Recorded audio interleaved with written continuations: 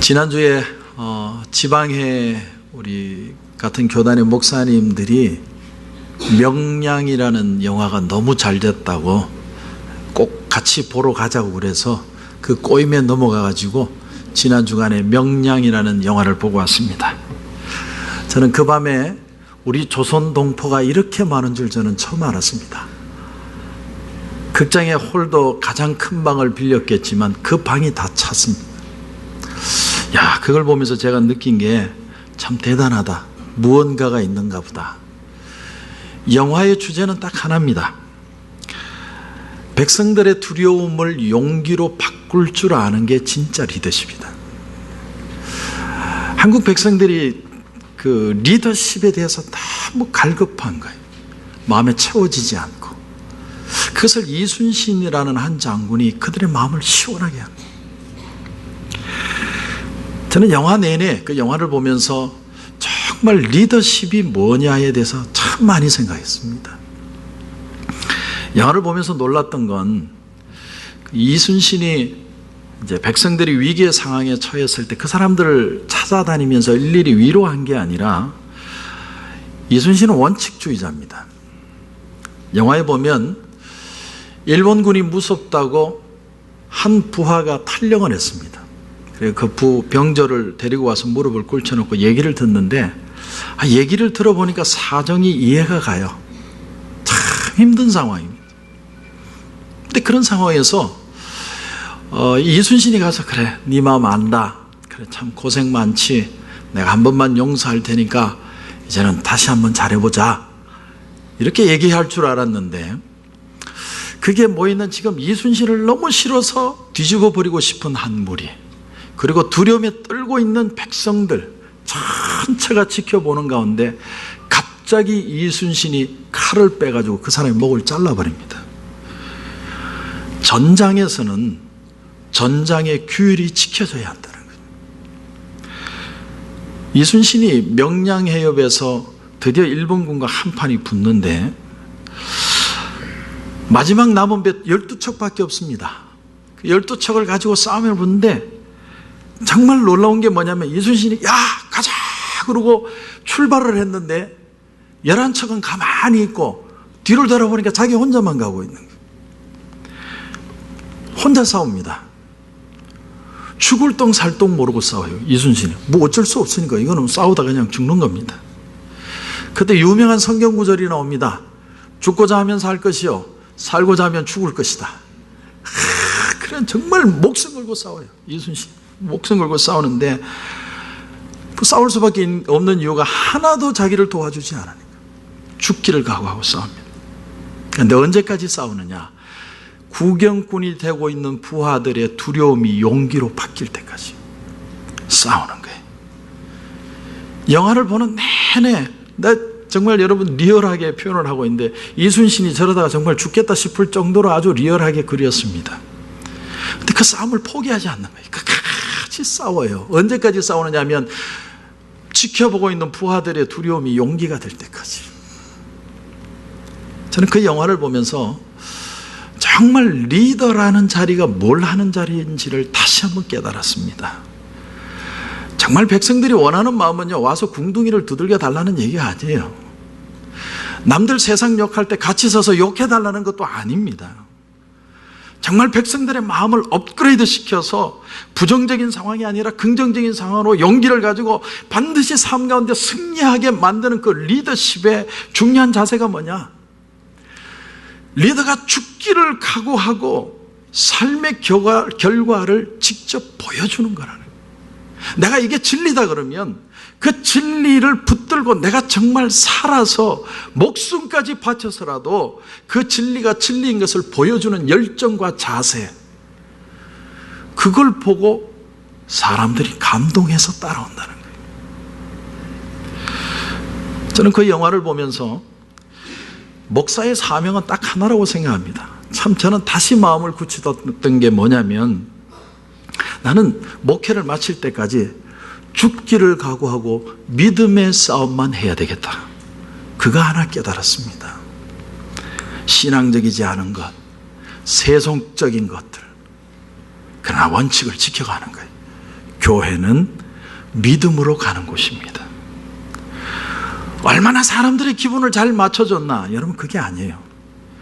얼마나 목숨 걸고 믿음의 싸움을 해서 이 땅에 살아가는 크리스찬들이 두려움에서 신앙의 용기를 가질 때까지 목사는 그거 하나 위해서 싸우는 거예요. 언제까지 할 거냐? 은퇴할 때까지. 저는 그 싸움만 하기로 했습니다. 그게 명량이고 그게 이순신입니다. 여러분, 신앙이 잘하려면요, 시각이 우선 바뀌어야 됩니다. 시각.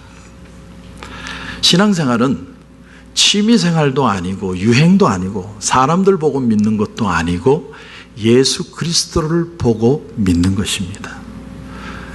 나침반이 마치 계속 북쪽을 가리키는 것처럼 우리의 마음속에 주님을 바라보는 마음이 있는 것이 신앙이에요. 사람을 바라보고 내가 교회를 다닌다 믿는다는 사람은 아직 예수님을 향한 나침반이 없는 사람입니다. 예수님을 한 가지로 바라보지 못하고 있다면 죄송하지만 아직 거듭나지 못한 사람일 수 있습니다. 오늘 본문에도 사도 바울이 무슨 얘기를 하냐면 38절에 함께 일하러 가지 아니한 자를 데리고 가는 것이 옳지 않다. 하나님을 향한 한 가지 마음을 가지고 이 길을 가는 것이 신앙의 삶이라는 거예요. 여러분, 구약시대와 신약시대의 가장 큰 차이점이 여러분 뭔 줄 아십니까? 구약은요, 전체적으로 어떤 얘기를 하냐면 하나님이 얼마나 높으시냐, 하나님이 얼마나 위대하시냐, 하나님이 보실 때 뭐가 옳은 것이냐, 뭐가 틀린 것이냐, 그것이 구약의 초점입니다. 그래서 구약에서는 심판이 즉각적으로 이루어집니다. 말 안 들으면 바로 처단이 나옵니다. 그런데 여러분, 지금 이 시대를 보면요, 구약 시대보다 더 악해졌고 사람들의 생각하는 것이 순수하지 않은데도 심판이 그렇게 빨리 이루어지지 않습니다. 왜 그렇다고 생각할까요? 중요한 이유는요, 구약이 포커스하는 것과 신약이 포커스하는 게 달라졌다는 거예요. 그래서 신앙은 시각과 관점부터 달라져야 신앙은 자라기 시작합니다. 구약은 지금 말씀드린 것처럼 하나님이 어떤 분이냐, 거기에 대해서 계속 포커스를 맞추고 있다면, 신약은 뭐냐면 이제 내가 예수를 믿고 믿는 사람이 되었는데 그 믿음을 어떻게 사용할 것인가에 대해서 포커스하고 있다는 거예요. 하나님은 신약 시대를 사는 저와 여러분의 신앙의 성숙에 관심이 많으십니다. 축복을 주신다면 축복을 주신 이유는 하나님이 그만큼 능력의 손을 가지고 있다는 것을 우리에게 가르쳐 주시는 것이고, 여러분이 고난이 있다면 그 고난 속에서 하나님이 얼마나 나와 함께 하시는 위로의 하나님인가를 가르쳐 주고 계시는 겁니다. 그래서 오히려 여러분, 신약에 들어오면 심판이라는 것은 굉장히 보류되기 시작하고, 언제나 실패도 있고 실수도 있고 엉켜붙고 넘어졌다가 일어섰다, 이건가 저건가 고민하고 갈등하는 그런 삶들의 연속이 계속해서 나타나는 겁니다. 그렇다면 왜 하나님은 엎치락 뒤치락 넘어지고 깨지는 우리를 바로 심판하지 않고 다시 세우시고 이 길을 끝까지 가도록 하나님이 동행하시느냐? 가장 중요한 이 시대에 하나님이 우리를 향하신 의도하심은, 여러분 잘 들으십시오, 하나님은 우리를 동역자로 불러주셨다는 거예요. 여러분, 하나님의 동역자입니다. 마태복음 16장에 보면 18절 이하에 또 내가 내게 이르노니 너는 베드로라, 내가 이 반석 위에 내 교회를 세우리니 음부의 권세가 이기지 못하리라. 내가 천국 열쇠를 내게 주리니 네가 땅에서 무엇이든지 매면 하늘에서도 매일 것이요 네가 땅에서 무엇이든지 풀면 하늘에서도 풀리리라. 무슨 말이냐면 하나님은 하늘에서 매는 일을 우리가 이 땅에서 우리 손으로 매게 하고서야 매신다는 거예요. 하늘에서 풀기로 한 것을 우리 손으로 땅에서 풀어야 푸시겠다는 거예요. 다시 말하면 하나님이 혼자 일하지 않겠다는 거예요. 우리는 어리숙하고 우리는 부족하지만 하나님은 우리라는 존재를 통해서 복음을 증가하시고, 우리라는 사람을 통해서 하나님 나라를 확장하시고, 우리를 통해서 하나님의 영광이 드러나는, 하나님이 그 방법을 택하신 게 신약시대라는 거예요. 오늘 말씀해 보면 믿는 사람, 큰 두 거성이 싸움이 붙었습니다. 그것도 두 사람이 다 얼마나 대단한 존재인지 그들이 말하는 것, 그들이 행동하는 그 하나하나가 다 믿는 사람들의 이정표가 될 만큼 그들은 굉장히 중요한 사람들이에요. 근데 둘 다 성령 충만했고, 둘 다 선교의 마인드로 충만했고, 둘 다 뛰어난 리더였는데 오늘은 팀 사역을 하다가 둘이가 깨지는 장면을 보여줍니다. 그 두 사람이 바울과 바나바죠. 저는 이 본문을 보면서 굉장히 놀랍게 깨달은 사실이 하나가 뭐냐면 성경은 절대로 우리의 약점을 덮어두지 않는다는 거예요. 왜? 이유가 뭐냐? 훌륭한 사람들 훌륭한 얘기만 하지 왜 이런 어려운 얘기, 싸운 얘기, 열받는 얘기 나 니하고 안 해? 그런 얘기들 이 속에다 싣고 있느냐? 여러분 잘 들으셔야 됩니다. 구약과 신약의 포인트가 달라졌기 때문에 신약시대에 접어들면서 달라진 신앙의 하나의 관점이 뭐냐면 나같이 연약하고 실수 많은 존재가 예수를 믿고 나서 어떻게 변화가 되어가는지, 어떤 모습으로 성숙해 가는지, 어떻게 하나님 나라에 동역해 가고 있는지를 우리가 보여주는, 깨달아가는 그것이 신약의 진짜 목표라는 거예요. 그래서 내 마음이 여러분 신앙에 달라져야 될 포인트가 뭐냐? 하나님은 나와 같이 웃고 같이 울고 같이 뒹굴면서 우리와 동행하면서 동역자로 저와 여러분을 불러주셨다는 사실, 이게 얼마나 귀한 건지 모르. 자, 여러분 오늘 38절부터 한번 보십시오. 바울은 밤빌리아에서 자기를 떠나 함께 일하러 가지 아니한 자를 데리고 가는 것이 옳지 않다 하여 서로 심히 다투어 피차 갈라서니.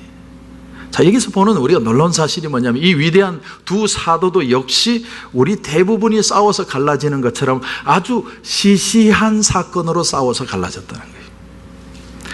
바울 사도의 제2차 전도 여행 때 마가라 하는 요한이라는 젊은이를 데리고 갈 거냐 말 거냐, 그거 가지고 언쟁이 붙다가 그냥 이 그 큰 성령 충만한 두 사도가 서로 갈라서 버렸습니다. 바울은 원칙 중심의 사람이고 일 중심의 사람이라고 한다면 바나바는 사람 중심의 사람이고 관계 중심의 사람입니다. 둘 다 굉장히 중요한 리더인데 서로의 기질이 다른 거예요. 여기 그런데 특별히 마가 요한이라는 사람은 사도행전 13장 13절에 보면 바울과 및 동행하는 사람들이 바보에서 배 타고 밤빌리아에 있는 버가에 이르니 요한은 그들에게서 떠나 예루살렘으로 돌아가고, 여기에 나오는 요한이라는 사람이 마가 요한입니다. 마가 요한이 1차 전도 여행 때 쉽게 얘기하면 탈령을 한 거예요. 선교 잘 가다가 자기 혼자 그냥 집으로 돌아가 버렸어요. 예루살렘으로 가버렸습니다. 바울은 이게 굉장히 이해가 안 되는 거예요. 어떻게 이런 놈이 있을 수 있느냐. 마가가 돌아간 이유에 대해서 성경은 말하지 않습니다. 그런데 일반적으로 전해 내려오는 이야기들 중에 몇 가지 이유가 있습니다. 첫째가 뭐냐면 1설에는 그가 병이 걸렸다는 거죠. 병이. 말라리아 걸렸는지 열병이 걸렸는지 모르지만 병이 걸려서 죽도록 고생하다가 자기가 어떻게 고친 거예요. 고치고 났는데 비시디아 안독으로 또 간다는 거예요. 그걸 보니까 아이고야 나는 못하겠다, 나 이러다 죽겠다, 그래 돌아갔다는 거예요. 두 번째는 뭐냐면 그 전도 여행에서 지도자는 바나바고 바울은 수행자였습니다. 바울이 바나바를 서포트하는 거죠. 근데 가면 갈수록, 시간이 가면 갈수록 바나바는 오히려 수행을 하고 바울이 리더가 되기 시작하는 거예요. 그래 바나바가 우리 삼촌인데 왜 바나바가 자꾸 뒤로 물러서고 바울이 자꾸 앞에 서냐? 기분 나빠, 나 안 해, 집에 갔다는 거죠. 또 하나의 해석인데 그건 뭐냐면 마가가 열병이 들었는데 그게 다 나온 후에 선교 여행이 보가에서 끝날 줄 알았더니 비시디아 안독으로 간다는데 앞에는 토로스 산맥이라는 엄청난 산맥이 있습니다. 비시디아 안독이라는 곳은 1100마일 고원지대에 있는 도시예요. 갑자기 마음에 덜컥 겁이 난 겁니다. 어떤 겁이 났느냐? 너무나 험준한 산령이니까 가다가 호랭이가 나올 수도 있고, 또 그때는 강도 떼들이 출몰을 했습니다. 아이고 이러다가 복음이고 뭐고 가다가 맞아 죽겠다. 그래서 포기했다. 어쨌든 anyway 어떤 해석을 적용하든 우리가 한 가지 알 수 있는 사실은 마가의 마음은 바울이나 바나바처럼 투철한 마음은 아니었다. 그걸 우리가 알 수 있습니다. 이게 문제였고 이게 특별히 선교의 발목을 잡은 겁니다. 바울은 그 마가의 과거의 전적을 알고 있기 때문에 다시 마가를 데리고 간다는 그 얘기를 딱 듣는 순간에 이 사람 또 중간에 변할지도 모르는데 이 사람 데려가면 안 된다. 못 데리고 간다. 근데 바나바는요, 끝까지 데리고 가야 된다는 거예요. 왜? 사람이라는 게 어제 다르고 오늘 다른 건데 사람이 어떻게 변할지 모르는데 어떻게 사람을 믿어주지 않을 수 있느냐? 바울이라는 사람은 과제의 달성을 위해서 끊임없이 철저한 과제 중심으로 수단과 방법을 가리지 않고 일을 만들어내는 사람이라면 바나바는 굉장히 사람을 중요하게 생각하는 사람입니다. 과제의 달성도 중요하지만 사람을 놓치면 안 된다. 여러분이 보실 때는 바울이 맞습니까? 바나바가 맞습니까? 바울이 맞다고 생각하는 사람도 있고 바나바가 맞다는 사람도 있습니다. 그런데 여러분, 바울과 바나바 두 사람이 맞을 수도 있고 둘이 다 틀릴 수도 있습니다. 우리는 뭘 하나 깨닫냐면 사람은요, 모두가 다 성격과 기질이 다르다는 거예요. 그리고 하나님의 일에 대한 철학의 차이가 이런 문제를 낳았다는 겁니다.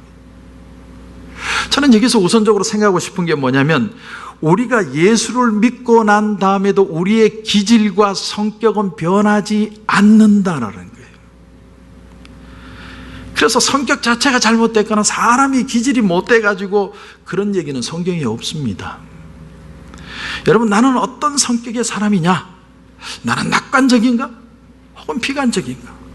나는 소심한가? 망상적인가?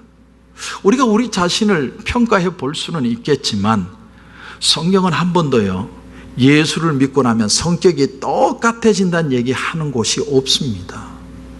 주 안에서 우리가 하나 되자, 주 안에서 우리는 서로 하나라, 자꾸 그 얘기를 하는 이유가 뭐냐면 역으로 얘기하면 그만큼 사람들이 하나가 안 된다는 거예요. 우리가 잘못 생각하는 신앙의 성격 중에 하나가 뭐냐면 금욕적으로 사는 거하고 신앙이 깊어지는 것을 혼돈한다는 거예요.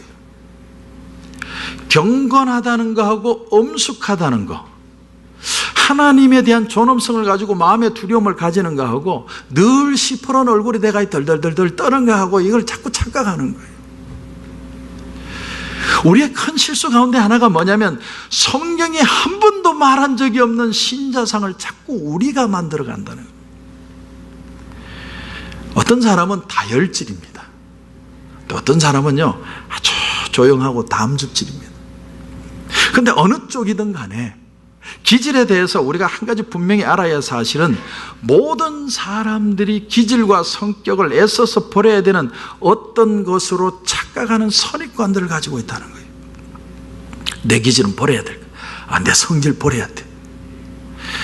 근데 여러분, 기질이나 성격이 문제가 아니고요, 죄성이 우리를 붙들고 있기 때문에 고질적이고 부정적인 성향이 드러날 뿐이지, 사실 그 사람이 가지고 있는 고유한 성격이나 기질이라는 것은 좋다 나쁘다고 판가할 문제가 아니라 그저 하나님이 그 사람에게 주신 그 사람의 모습이라는 거예요. 기질 자체가 죄성을 가지고 있다든가 기질 자체가 잘못된 게 아니라 기질과 성격이 자꾸 세상과 제 쪽을 향해서 가는 게 문제라는 사실입니다. 그러므로 여러분, 아무리 불을 받고 아무리 내가 기억이 안 날 정도로 어릴 때부터 오랫동안 예수를 믿었었어도 신앙은 하루아침에 완성되는 게 아닙니다. 신앙은요, 성화되어져 가야 돼요. 여러분, 예수를 믿는 것으로부터 완전히 성화되는 데는 많은 시간이 걸리기 때문에 우리의 방향과 태도가, 원리가, 삶의 태도가 바뀌어지는데 엄청난 수고와 노력과 애씀의 시간들이 지나가야 된다는 거예요. 그게 성화입니다. 옛날에는 내가 모든 일을 주관하고 계획하고 내가 원하는 대로 돼야만 된다고 생각하는 삶을 살았다면 이제 내가 신앙을 가진 그 순간부터는 나는 누구냐? 내 삶의 주인은 과연 누구냐?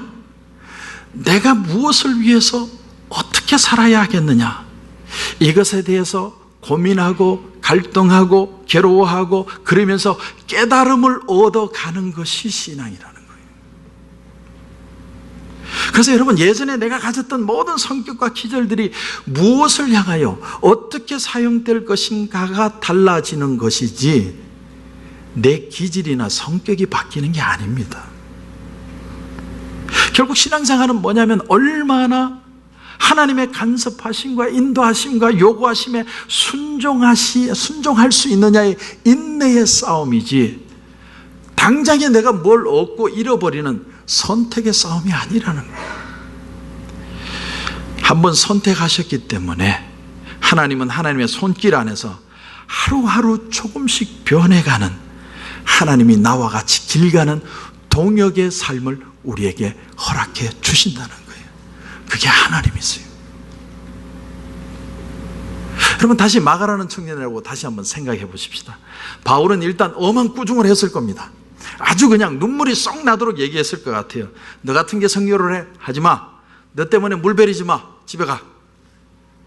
나는 바울이 그랬을 것 같아요. 그런 얘기 들으면 얼마나 서럽습니까? 여러분, 한번 생각해 보세요. 제가 고등학교 때 제 대학 진로를 앞두고서 우리 교회 선생님과 아주 진지하게 진로에 대해서 상담을 한 적이 있습니다. 제가 한 얘기가 뭐냐면, 제가 찬양 인도도 하고, 제가 그때 인기가 많았거든요. 그래가지고 뭐 여학생들이 좋아했어요. 근데 저희 집사람은 절대로 안 믿어요, 그거를요. 어쨌든 뭐 제가 찬양도 인도하고 뭐 목소리도 나쁜 건 아닌 것 같고, 그래서 선생님, 제가 성악을 전공하면 어떻겠습니까? 그때 그 선생님이 여선생님인데 그분이 대답이 딱 한마디였어요. 네가 노래를 잘하는 줄 아나? 어휴, 찬바람이 쌩 불더라고요. 저 집에 가서 서럽게 울었어요. 서럽게. 며칠을 울었습니다. 정말 화나더라고요. 그리고 마음에 생각했습니다. 내가 반드시 본때를 보여주겠다. 본때를 보여주겠다. 나쁜 생각이죠. 순수하지 못한 동기로 노래를 배우기 시작했습니다. 근데 그래서 더욱 노래를 잘할 수 있는 방법이 있다면 뭐든지 다 배우려고. 그래서 성악이든 찬양이든 가요든 뭐 심지어 뽕짝까지. 근데 나중에 인정받은 세계가 뽕짝의 세계라는 게 문제였지, 꼭 노래를 잘해야겠다는 그 마인드, 그가 내 속에 계속 있는. 지금도 저희 와이프에게 배우고 있습니다. 목사님, 노래 부를 때는 혀에 힘을 빼야 됩니다. 노래에 그렇게 집착하는 이유가 뭐냐면 그때 그 한마디 말 때문에. 그때는 내가 기분 나쁘게 받아들였지만 오히려 그분의 말이 제 삶에는 반면 선생이 되어준 거예요. 여러분, 마가도 그런 마음이 들지 않았겠습니까? 자네는 집에 가서 자네 어머니하고나 신앙생활 하게. 여러분, 그런 소리 들으면 얼마나 섭섭해요. 아마 울었을 거예요. 며칠을 울었을 겁니다. 그리고 생각하는 게, 내 반드시 신앙의 새로운 모습을 내가 보여주고 말리라. 어쩌면요, 바울은요, 한 수 높은 사람입니다. 그것까지도 내다보고 너는 안 돼, 이렇게 얘기하실 수 있다는 겁니다. 근데 마냥 그냥 마가라는 사람은 오냐, 그래 가자, 그렇게 받아들였다면 마가의 신앙의 수준은 안 자랍니다. 또 하나는 뭐냐면, 마가에게는 바나바라는 인물도 옆에 있었다는 거예요. 여러분, 마가가 그렇게 굳게 결심해서 내가 이제는 정말 멋있는 신앙의 삶을 살겠습니다라고 얘기할 때 믿어주고 신뢰하고 받아준 사람이 바나바였습니다. 여러분, 이게 얼마나 중요해요. 여러분이 이 자리에 앉아있는 이유는 누군가가 나를 믿어주는 사람이 있기 때문에. 바울은 이해해주지 않았습니다. 주변의 사람들도 이해 안 했습니다. 그런데 마지막 결심을 바나바가 신뢰하고 받아준 거예요. 여러분, 동역이라는 게 이런 거예요. 야단치는 사람이 있는가 하면 옆에서 끝까지 격려해 준 사람이 같이 있는 겁니다. 하나님 나라는요, 두 가지가 다 있어야 돼요. 눈물이 찔끔나게 얘기하면서 신앙생활 똑바로 하세요. 그게 신앙생활이냐고. 야단치는 사람도 있어야 되고요. 그래도 나를 믿어주고 신뢰하고 끝까지 위로하고 끝까지 받아줄 수 있는 사람들도 옆에 있었다는 거예요. 하나님이 일생에 저와 여러분의 삶에 우리를 선택했다는 건 이런 사람들을 붙이시고 하나님이 이런 마음으로 우리를 끝까지 데리고 가신다는 거예요. 여러분, 우리의 삶의 가장 큰 위로자와 인도자가 누굽니까? 그분은 바로 예수 그리스도십니다. 주님은 친히 아픔을 경험해 보셨기 때문에, 수많은 포기의 상황들 앞에 서 보셨기 때문에 포기하고 있는 나를 이해하십니다. 그러나 때로는 신앙생활 하려면 똑바로 해, 안 하려면 집어쳐, 예수님이 야단치기도 하십니다. 그러나 그러시면서도 우리가 넘어질 줄 알면서도 믿고 신뢰하고 기다려주는 그분이 바로 우리 예수님이라는 거예요. 주님이 우리와 동역하시는 이유예요. 오늘 본문에 여러분 39절을 보면 39절에 서로 심히 다투어 피차 갈라서니, 결국 결론이 뭐냐면 두 대로 나뉜 겁니다. 몹시 다투고 속이 상해서 결국은 둘이 나뉘었어요. 이 일을 가지고 깔뱅이라는 신학자는 이렇게 풀었습니다. 하나님께서는 분명히 이 불화에 대해서 알고 계셨다. 바나바와 바울 이렇게 한 팀이었는데 이제는 바나바와 마가 그리고 바울과 실라 이렇게 둘로 나뉜 거예요. 여러분, 왜 나뉩니까? 끝까지 같이 하나로 가야 되는 거 아닙니까? 근데 우린 이 속에서 하나님이 하나님의 역사를 어떻게 이루어 가시는가를 우리가 배워야 돼요. 하나님의 나라는 어떻게 이루어져 가는 것인가 하는 걸 우리가 배워야 합니다. 우린 여기서 두 가지를 생각할 수 있어요. 첫째는 그들은 결국은 따로 다니게 됐다니, 성격 차이, 입장 차이, 이게 하나가 안 됐습니다. 성경은 여기에 대해 솔직합니다. 그들이 싸웠다, 대판 싸웠다. 근데 또 하나 생각할 게 뭐냐면, 여러분, 이게 중요해요. 이게 너무 중요합니다. 그들은 그러나 복음을 포기하지 않았다. 여러분, 이게 중요합니다. 바나바는 마가와 함께, 바울은 실라와 함께 하나님의 말씀을 들고 선교지를 향해 떠나갑니다. 큰 눈으로 보면 한 대가 아니라 두 대가 되었습니다. 다툰 것은 잘못된 거지만 이 일로 인해서 더 효과적인 전도가 이루어질 수 있게 되었다는 사실입니다. 그리고 참 귀한 유익이 뭐냐면 이 사역에 실라라는 동역자가 생기게 되었다는 겁니다. 여러분, 마가가 같이 갔으면 실라는 탈락입니다. 근데 마가와 바나바가 가는 바람에 바울은 실라를 선택을 합니다. 실라라는 단어는 실루아누라고도 표현할 수 있습니다. 그 단어는요, 로마식 이름입니다. 다시 말하면 로마인인데 기독교인으로 개종한 사람이라는 뜻입니다. 여러분, 로마 시민이 바울과 동행한다. 대단히 중요한 일입니다. 사도 바울의 궁극적인 목표가 어디냐? 사도 바울은 로마를 가는 겁니다. 로마를 가서 복음화되면 서바나로 넘어가서 전 세계에 복음을 전하는 겁니다. 근데 이 여행에 누가 같이 동행을 했냐면 로마 사람이 동행한 거예요. 바울이 전하는 기독교가 국소적이 아니라 전 세계적인 복음이 되게 하기 위하여 하나님이 실라라는 통역자를 붙여주신 거예요. 사도 바울은 실라와 다니면서 무슨 얘기했을 것 같아요? 로마가 어떤 곳이냐? 로마는 인구가 얼마나 되느냐? 로마의 문화는 어떻느냐? 로마의 정치는 어떻느냐? 수많은 얘기를 질문하면서 실라를 통해서 로마에 대한 선교의 비전을 아주 디테일하게 잡아가기 시작했을 겁니다. 그리고 나중에 사도 바울은 포로가 되었지만 포로의 몸으로 그는 로마를 향해 갑니다. 그런가 하면 여러분, 우리가 너무 잘 아시는 대로 바울은 말년에 그렇게 야단쳤던 마가를 다시 부르죠. 다시 부릅니다. 여러분, 디모데후서 4장 11절에 보면 바울이 디모데에게 편지를 하는데 이런 내용을 보냅니다. 누가 만나와 함께 있느니라. 네가 올 때에 마가를 데리고 오라. 그가 나의 일에 유익하니라. 너는 올 때 꼭 마가 데려와라. 왜냐하면 마가는 나에게 꼭 필요하단다. 여러분, 더 나아가서 빌레몬서 1장 24절에 보면 바울이 이런 말을 합니다. 나의 동역자 마가, 아리스타고, 데마, 누가가 문안하니라. 여러분, 유대인들은 가장 중요한 사람을 제일 앞에 씁니다. 그런데 바울이 뭐라고 그러냐면 나의 동역자 마가, 마가를 내 동역자 중에 최고로 중요한 사람 중에 한 사람으로 택했더라. 여러분, 말씀을 정리합니다. 여러분, 동역한다는 게 뭐냐? 진짜 동역이 뭐냐? 우선은 내 기질이 죄와 섞여서 세상의 악한 것들을 취할 때 하나님이 나를 찾아오셨습니다. 내 기질과 내 습성과 내 연약함들을 아시고서도 하나님은 나를 포기하지 않으시고 나와 동역하십니다.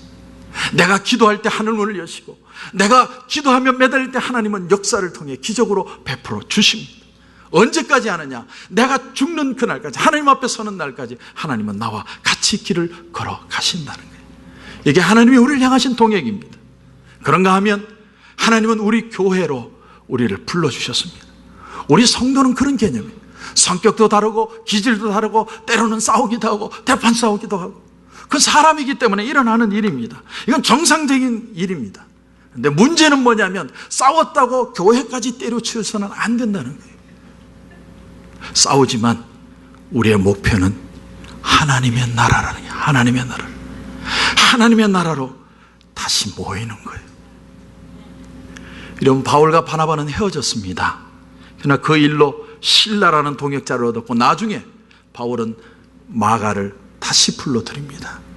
놀라운 사실은요, 이동원 목사님, 하영조 목사님 설교집을 보니까 나중에 바울이 바나바와도 만났다라고 표현합니다.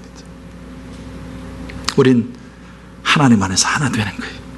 여러분, 이걸 잊지 마십시오. 하나님이 저와 여러분을 버리지 않으시고 끝까지 붙들고 가실 겁니다. 이것을 믿으십시오.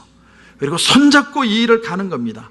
하나님이 우리를 포기하시지 않는 한 끝까지 믿음으로 가서 우리의 마음의 두려움들이 믿음의 마음으로 바뀔 때까지, 용기가 될 때까지 거룩한 동역을 이루는 저와 여러분이 되시기를 주님의 이름으로 축원합니다.